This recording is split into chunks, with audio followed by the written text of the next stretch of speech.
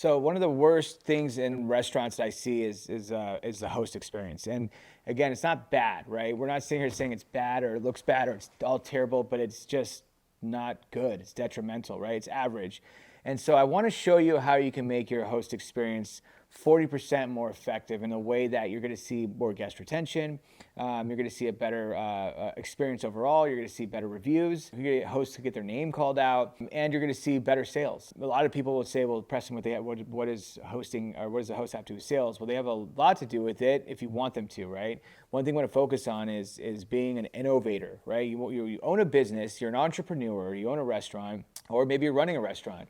You're a manager, you're a leader, but you still want to be an entrepreneur, right? The most successful leaders are innovators. And take Will Guidara, for example. He was an innovator. That's why he became so successful. That's why he had all the success he had, because he was constantly innovating ways to be able to run the best restaurant, run the best operations, motivate the people, develop his people the best, all those things. And so whether you're a leader or an owner, you want to be an innovator. And so with hostesses, you want to ask yourself all the time, is this basic? Is this what everyone else is doing? Is this mid, right?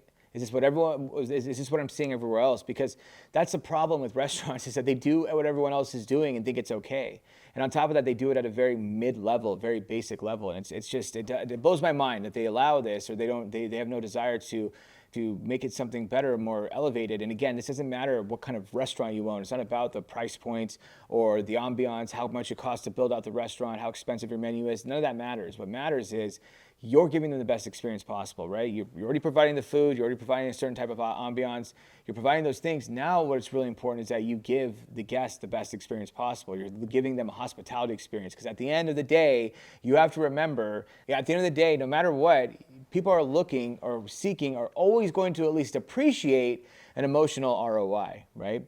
So Chick-fil-A does this too, and I use them as an example because everyone would think, well, I have a QSR, Preston, right? Or if we're a fast casual place that serves burgers and beers, whatever, we're a barbecue spot, right? But people still want that small emotional ROI, and Chick-fil-A is proof of that, because Chick-fil-A does $25 billion a year with 3,000 locations. KFC does $34 billion a year with 33,000 locations. So per unit, Chick-fil-A crushes them. Why is Chick-fil-A doing so much better than their competition? Why are they outgrowing their competition? Why are they growing in years when everyone else is dying, right? Why are their sales going up and everyone else's sales are going down? It's because they focused and systematized an experience, because they know it doesn't matter if you're a fast food fried chicken place or you're a fine dining restaurant, people still want some form of emotional ROI, or at least they value it at a very high level. They may not seek it, let's say when they walk into Chick-fil-A, but they'll definitely freaking value it.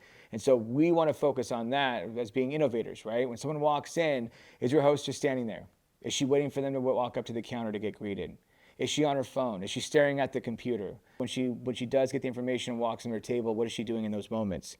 What is she saying after she drops off the menus, right? All those little things matter. That's what I want to talk about, is little tactical things you can do. And the first thing you can do is always make sure that your host greets the guest before the guest greets them. Always make sure the host, and I'll give you an example. I walked into a restaurant the other day and I couldn't even see the host stand. They were saying, hello. They were, welcome, how are you? And I was like, where? I can't even see. Oh, there they are, yeah. And they're like, yeah, we can see you over here. Yeah, come on down, right? That's care. That's elevated, right? They're clearly trained to make sure that they greet me before I greet them. So as soon as someone opens the door, we're obviously watching the door, but if someone opens the door, we're right there and we can just welcome them instantly. If we're talking to a guest, we can welcome them still, right? Instantly. And so little things like that go a long way. Now, there's another elevation you can do with that, is that if it's not super busy, even if it is still a little bit busy, but if it's not super busy to where you barely can breathe, you can open the door for the guests as you see them walk up to the front door. If you have that ability to see the guests walking up, you can walk around the host stand and open the door. Or the host can be standing in front of the host stand. Why does she have to be standing behind the host stand and behind a computer, especially when it's not busy, just standing there waiting and creating that barrier? You can have train your host to wait by the door or wait in front of the host stand with menus in her hands. And that visual is so much more appealing, and it has an elevated look to it when you have a host holding menus, waiting for you as you walk in, when they greet you, as soon as you walk in, when they open the door for you. That's so much more powerful. And even when they're exiting, a lot of times restaurants are like, oh, well, just, say bye when they leave. Have a good night, right? Just make sure you say something. It's like, why? That's your advice? That's your training? Make sure you say something? Basically, you're telling them check a box. Now you're just inconveniencing the guests, because instead of the guests being able to walk out of the door peacefully, they have to be bothered by someone saying goodbye that doesn't mean it, that has no passion, that's just checking a box, and they have to stop and say, okay, bye, right back, and have to have a fake interaction. Now you're forcing them into a fake interaction, which is not ideal for anybody. No one wants that, right? So if you're gonna tell them to say goodbye, make it authentic. How do we make it authentic, and how do we systemize it?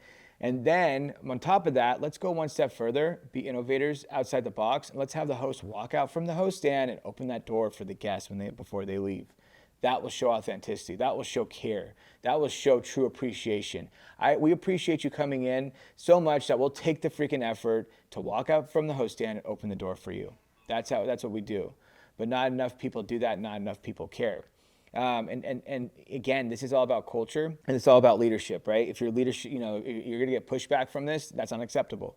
If we're willing to do something, have a new strategy or system in place that's going to take extra work from you, but it's going to give the guest a better experience, then we expect you to be on board with that, right? And we're never going to ask you to do something outside of the scope of making the guest experience better. All we're asking you to do simply is give the guests the best experience possible. We're not going to ask you to wash our cars or clean our houses, nothing like that. We're only asking for things that are going to make the guest experience better, and we expect you to put in the extra work to do that.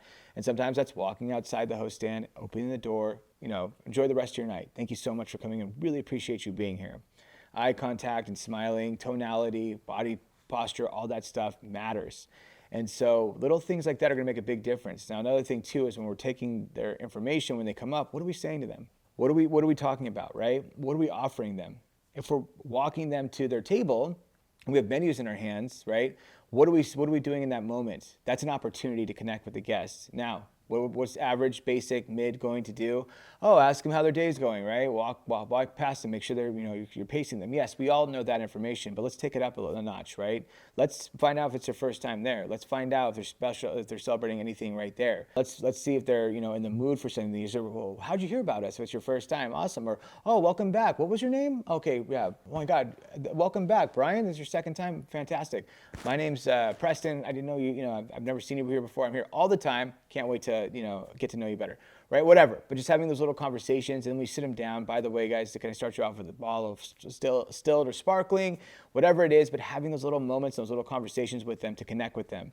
And yes, we can start upselling. Because let's say there's a wait, right? Now you're a hostess, you're standing there and there's a wait, there's 5 people waiting in the room, you're sitting there, you're at the desk, and instead of standing there or just sitting there on the menu, on the computer, or maybe on your phone, which we see it all the time, waiting for that guest to come in, you can start talking to the guest and talking them up, right? While they're waiting. If they're sitting there and there's no conversation being had, you can be like, by the way, it's your first time dining with us? Oh yeah, it is. Oh my gosh, welcome. You're in for a treat. You gotta try the poke nachos. They're so freaking amazing. You gotta try the raspberry lychee martini. It comes with boba in it, lychee boba. Oh my God, it's so good, right? You gotta try it. So now they can start upselling the guests on stuff before they even sit down. And it shows genuine excitement and genuine buy-in. So it's little things like that we can do to actually make the guest experience better and elevated through the host position, but you have to have the right focus and you have to be an innovator. We have to be innovating constantly. If you're accepting from the time that the host walks from the host stand to the table with the guest and sits them down, that no conversation or one question, that's okay. Set down the menus, let them know your server will be right with them, tell them to enjoy their meal. That's basic stuff. We're gonna get that anywhere, right? We're trying to elevate our experience through innovation. We wanna get clever. How can we do this? And then how can we systematize it? How can we monitor it? So it's really, really important to really take those things to the next level.